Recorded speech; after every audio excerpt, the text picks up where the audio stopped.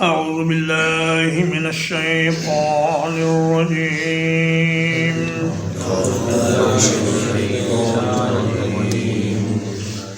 وَلَقَدْ جَعَلْنَا فِي السَّمَاءِ بُرُوجًا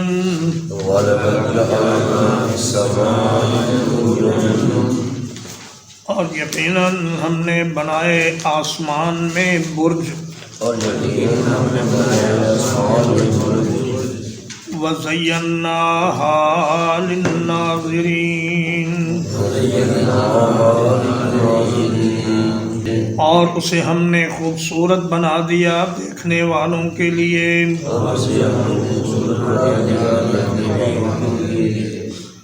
وَحَفِظْنَاهَا مِن كُلِّ شَيْطَانٍ رَّجِيمٍ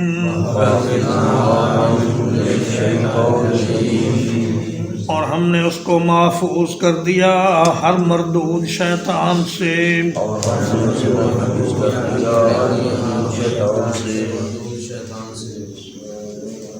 برج کی جمع ہے بروج. برج کا معنی ہوتا ہے مضبوط قلعہ یا مزین محل یا قلعہ، اور اس کا اصل معنی ہے ظاہر ہونا، نمایاں ہونا.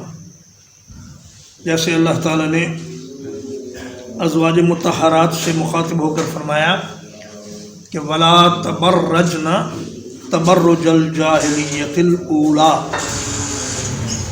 کہ دور جاہلیت کی طرح زیب و زینت لگا کر اپنے آپ کو نمایاں نہ کرو. اور فرمایا وَالسَّمَاءِ ذَاتِ الْبُرُوجِ، قسم ہے برجوں والے آسمان کی. اور فرمایا کہ اینما تکونوا یدرککم الموت ولو کنتم فی بروج مشیدہ، کہ تم جہاں کہیں بھی ہوگے موت تمہیں آ لے گی، اگرچہ تم مضبوط قلعوں میں بھی ہوگے وہاں بھی موت پہنچ جائے گی. تو برج کا معنی ایسے منازل جو سورج اور چاند اور ستاروں کے گزرنے کی جگہیں ہیں، اور برج آسمان کے محافظوں کے لیے جو جگہ مقرر کی گئی ہیں ان کو بھی برج کہتے ہیں. جیسے کسی بڑی عمارت کے چاروں کونوں پر برجیاں بنائی جاتی ہیں پہرے داروں کے لیے، تو ان کو بھی برجی اسی لیے کہا جاتا ہے کہ وہ نمایاں ہوتی ہیں اور اوپر اٹھی ہوئی ہوتی ہیں. ان میں بیٹھ کر چوکیدار بلڈنگ کی حفاظت اور نگرانی کرتا ہے. تو بروج کا مطلب یہ ہوا کہ اللہ تعالیٰ نے بے شمار ایسے ستارے اور ایسے مقامات بنائے ہیں وہاں پر فرشتے آسمان کی حفاظت کرتے ہیں. وَزَيَّنَّاهَا لِلنَّاظِرِينَ اور اس کو ہم نے دیکھنے والوں کے لیے مزین کر دیا ہے. آسمان کی زینت کا نظارہ اس وقت بہت اچھے طریقے سے ہوتا ہے جب صاف مطلع ہو اور مصنوعی روشنیاں نہ ہوں، اور انسان چارپائی پر لیٹا ہوا آسمان کی طرف دیکھے تو انسانی آنکھ سے ایک وقت میں اسے 5000 تک ستارے نظر آ جاتے ہیں.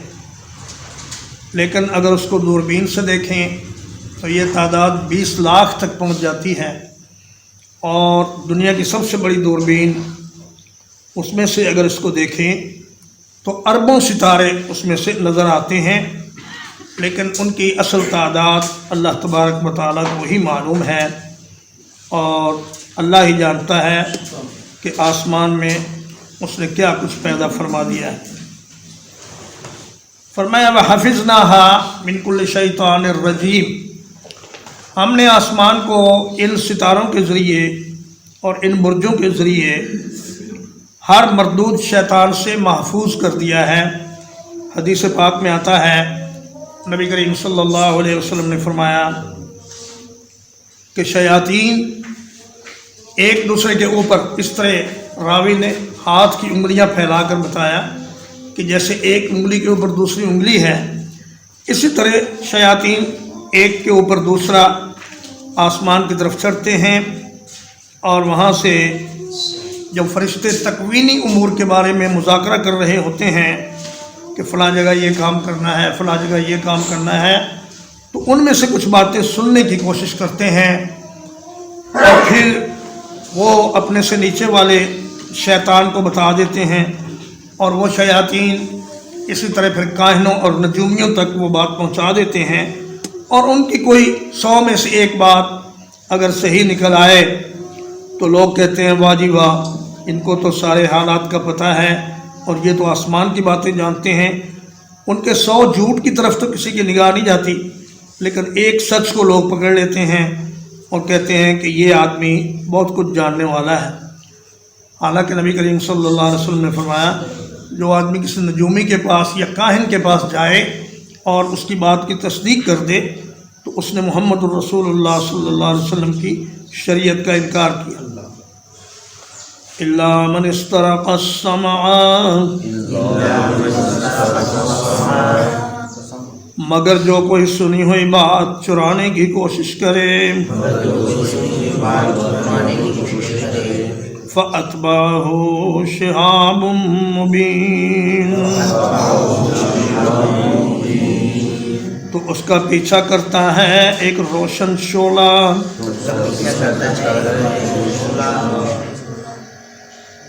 سرقہ کا معنی ہوتا ہے چوری کرنا، اور استرقہ کا معنی ہوتا ہے کوشش سے چوری کرنا اور چوری کرنے میں پورا زور لگانا۔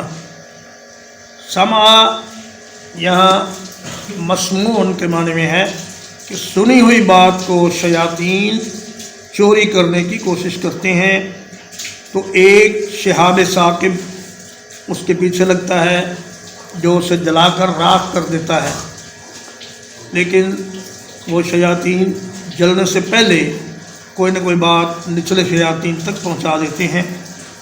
یہ جو ہم آسمان پر ستاروں کو ٹوٹتا ہوا دیکھتے ہیں، یہ دراصل وہی شہاب ہیں جو شیاطین کے پیچھے لگتے ہیں۔ ایک دفعہ صحابہ کرام رضوان اللہ علیہ مجمعین بیٹھے تھے تو ایک ستارہ ٹوٹا، تو نبی کریم صلی اللہ علیہ وسلم نے فرمایا کہ دور جاہلیت میں جب کوئی ستارہ ٹوٹتا تھا تو تم کیا سمجھتے تھے؟ انہوں نے کہا جی ہم تو یہ سمجھتے تھے کہ آج کوئی بڑا آدمی پیدا ہوگا یا کسی بڑے آدمی کی موت واقع ہوگی۔ آپ نے فرمایا کہ ستاروں کے چلنے سے یا ان کے ٹوٹنے سے کسی آدمی کی موت و حیات کا کوئی واسطہ نہیں، یہ اللہ تبارک و تعالیٰ کے وہ شعلے ہیں جو شیاطین کا تعاقب کرتے ہیں۔ وَالْأَرْضَ مَدَدْنَاهَا، اور زمین کو ہم نے پھیلا دیا، وَأَلْقَيْنَا فِيهَا رَوَاسِيَ، اور اس میں ہم نے پہاڑ رکھ دیے، وَأَنبَتْنَا فِيهَا مِن كُلِّ شَيْءٍ مَّوْزُونٍ، اور ہم نے اس میں ہر ایک مناسب چیز کو پیدا کیا۔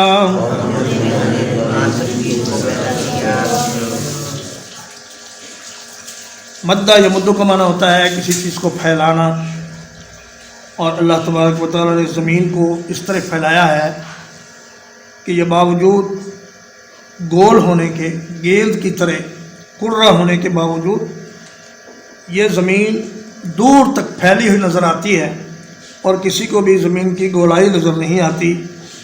یہ اللہ پاک کی شاندار کاریگری ہے کہ اللہ پاک نے زمین کو اس طریقے سے پھیلایا کہ وہ ہر طرف ہموار معلوم ہوتی ہے۔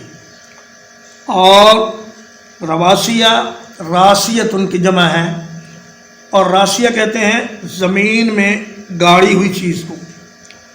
سورۃ النازعات میں اللہ تبارک و تعالیٰ نے فرمایا ہے کہ وَالْأَرْضَ بَعْدَ ذَلِكَ دَحَاهَا أَخْرَجَ مِنْهَا مَاءَهَا وَمَرْعَاهَا وَالْجِبَالَ أَرْسَاهَا، کہ اللہ نے زمین کو پھیلا کر اس میں سے پانی نکالا اور اس میں سے کھیتیاں نکالیں اور نباتات پیدا کی، اور اس میں پہاڑوں کو گاڑ دیا۔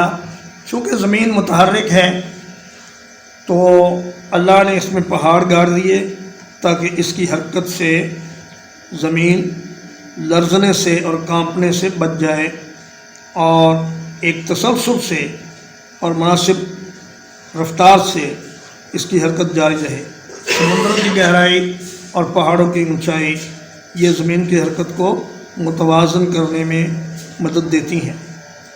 وَأَنبَتْنَا فِيهَا مِن كُلِّ شَيْءٍ موزون، موزون کا معنی وزن کی ہوئی، موزون چیز، مقرر اندازے کے مطابق اللہ پاک ہر چیز اس میں پیدا کرتے ہیں، اور جیسے جیسے مخلوق کی تعداد بڑھتی ہے ویسے ویسے اللہ تعالیٰ زمین کی پیداوار بھی بڑھاتے چلے جاتے ہیں۔ وہ زمین جو پہلے 10 من غلہ دیتی تھی اب وہی زمین 100 من غلہ دیتی ہے، اور وہ لوگ جو انسانوں کی آبادی کم کرنے کے لیے مختلف مصنوعی ترکیبیں استعمال کرتے ہیں، دراصل ان کا اللہ پر ایمان نہیں۔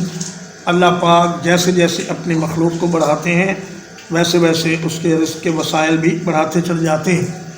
ہاں اگر کبھی آبادی کو گھٹانے کی ضرورت ہو تو اللہ تعالیٰ خود ہی اس کو کسی وبا کے ذریعے یا زلزلے کے ذریعے یا ایسی کسی مصیبت کے ذریعے خود ہی گھٹا دیتے ہیں جتنی وہ مناسب سمجھتے ہیں۔ نبی کریم صلی اللہ علیہ وسلم نے فرمایا تزوجوا الودود الولود فإنی مقاصر بکم الامم، فرمایا ایسی عورتوں سے شادی کرو جو بہت محبت کرنے والی ہیں اور بہت بچے پیدا کرنے والی ہوں، کیونکہ تمہاری تعداد اگر زیادہ ہوگی تو کل قیامت کے دن میں تمہاری کثرت تعداد پر فخر کروں گا، اور دنیا میں غالب ہونے کا یہ بھی ایک بہترین طریقہ ہے کہ آپ کی قوم تعداد میں بڑھ جائے، جیسے کہ اس وقت چائنا والے ہیں یا ہندوستان والے ہیں، ان کی تعداد اربوں میں ہے اور کروڑوں سے متجاوز کر کے ارب تک پہنچ چکے ہیں، تو ان کا دنیا پر ایک وقار ہے اور ایک دبدبہ ہے اور ان کی ایک عزت ہے، جبکہ چھوٹی اقوام کو بڑی اقوام مٹا دیتی ہیں یا انہیں کھا جاتی ہیں۔ وَجَعَلْنَا لَكُمْ فِيهَا مَعَائِشَ، اور بنائے ہم نے تمہارے لیے اس زمین میں اسباب معیشت، وَمَن لَّسْتُمْ لَهُ بِرَازِقِينَ، اور ان کے لیے بھی جنہیں تم رزق دینے والے نہیں ہو۔ فرمایا تمہیں زمین میں پیدا کرنے کے بعد اللہ نے یوں ہی نہیں چھوڑ دیا، بلکہ تمہاری ضرورت کی ہر چیز تمہیں مفت فراہم کی، پانی تمہیں دے دیا، سورج کی گرمی اور چاند کی روشنی تمہیں دے دی، اور درختوں کا سایہ تمہیں دیا، اور ہر قسم کی نباتات اور ہر قسم کے پھول اور پھل یہ اللہ پاک نے زمین میں پیدا فرمائے تاکہ تمہارے زندہ رہنے کے اسباب مہیا ہو جائیں۔ معائش، معیشت ان کی جمع ہے جس کا معنی ہے زندہ رہنا اور زندگی گزارنا، لیکن پھر آہستہ آہستہ اس کو معیشت کے ذرائع پر بولا جانے لگا کہ تمہارے لیے اللہ نے معیشت کے ذرائع اور اسباب اس زمین میں رکھے۔ وَمَن لَّسْتُمْ لَهُ بِرَازِقِينَ، اور ایسی مخلوقات بہت سی ہے جنہیں روزی دینا صرف اللہ کا کام ہے، تم ان کے رزق دینے میں کوئی کردار ادا نہیں کر سکتے۔ دیکھو سمندروں کے اندر ہزاروں نہیں، لاکھوں نہیں، کروڑوں کی تعداد میں مخلوق ہے جن کو اللہ تبارک و تعالیٰ روزانہ روزی دیتے ہیں، اور پرندے صبح خالی پیٹ نکلتے ہیں اور شام کو پیٹ بھر کر آتے ہیں، کبھی کوئی پرندہ شام کو بھوکا نہیں سویا، اور جنگل کے ہزاروں جانور اور صحرا کے جانور اور زمین کے کیڑے اور زیر زمین رہنے والی چیزیں، ان سب کو اللہ تبارک و تعالیٰ رزق دیتا ہے، کبھی انہیں رزق کی کمی کا سامنا نہیں ہوا۔ اگر رزق کی کمی کا سامنا ہوتا ہے تو صرف انسانوں کو ہوتا ہے، کیونکہ دوسرے انسان ان کے رزق کی فراہمی میں رکاوٹیں پیدا کرتے ہیں اور ان پر ظلم و زیادتی کرتے ہیں، لیکن جن کا رزق اللہ کے ذمہ ہے وہ بڑے عیش سے اور مزے سے اللہ کا دیا ہوا رزق کھاتے ہیں اور پیتے ہیں۔ وَإِن مِّن شَيْءٍ إِلَّا عِندَنَا خَزَائِنُهُ، اور کوئی بھی چیز نہیں مگر اس کے ہمارے پاس کئی خزانے ہیں. وَمَا نُنَزِّلُهُ إِلَّا بِقَدَرٍ مَّعْلُومٍ، اور ہم اس کو نہیں اتارتے مگر ایک متعین مقدار کے مطابق.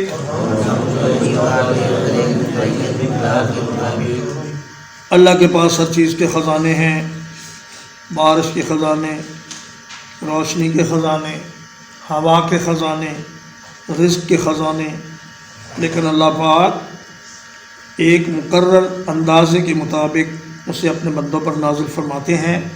کبھی اللہ تعالیٰ انسانوں پر روزی تنگ کر دیتے ہیں، جیسے وہ بچہ جسے پیسے دینے سے اس کے خراب ہونے کا اندیشہ ہو تو ماں باپ کہتے ہیں کہ اس کو زیادہ پیسے نہیں دینے تاکہ یہ بچہ آوارہ نہ ہو جائے اور اس کا کردار خراب نہ ہو جائے.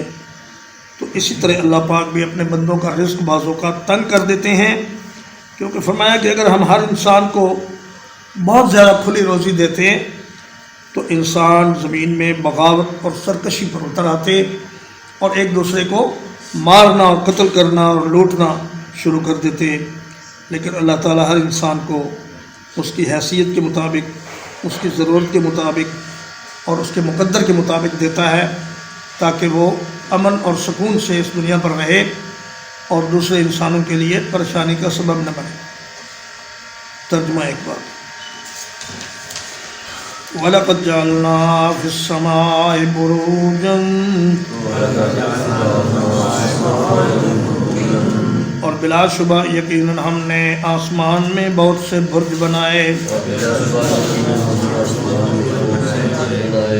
وَزَيَّنَّاهَا لِلنَّاظِرِينَ،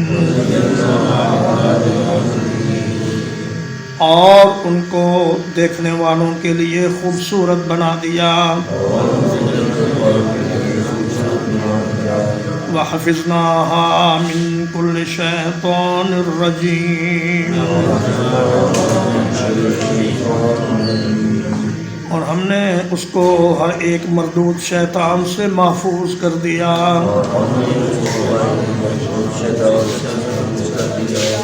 إِلَّا مَنِ اسْتَرَقَ السَّمَاءَ، مگر جو کوئی سنی ہوئی بات چرانے کی کوشش کرے. فَأَتْبَعَهُ شِهَابٌ مُّبِينٌ، تو ایک روشن شعلہ اس کا پیچھا کرتا ہے. وَالْأَرْضَ مَدَدْنَاهَا، اور زمین کو ہم نے پھیلا دیا. وَأَلْقَيْنَا فِيهَا رَوَاسِيَ، اور اس میں ہم نے پہاڑ رکھ دیے. وَأَنبَتْنَا فِيهَا مِن كُلِّ شَيْءٍ مَّوْزُونٍ،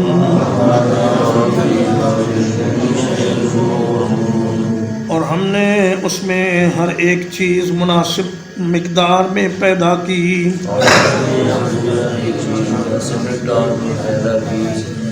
وَجَعَلْنَا لَكُمْ فِيهَا مَعَائِشَةً، اور ہم نے تمہارے لیے اس زمین میں معیشت کے ذرائع بنائے. وَمَن لَّسْتُمْ لَهُ بِرَازِقِينَ، اور اس کے لیے بھی جسے تم رزق دینے والے نہیں ہو.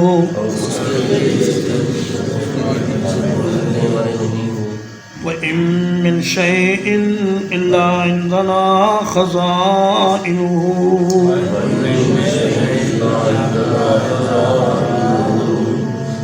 اور کوئی بھی چیز نہیں مگر ہمارے پاس اس کے بہت سے خزانے ہیں.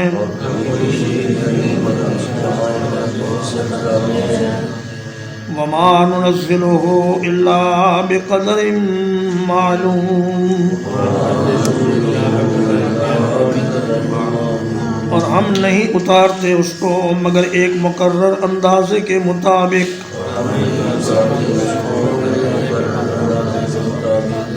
وصلی اللہ علی نبینا محمد وآلہ وصحبہ اجمعین.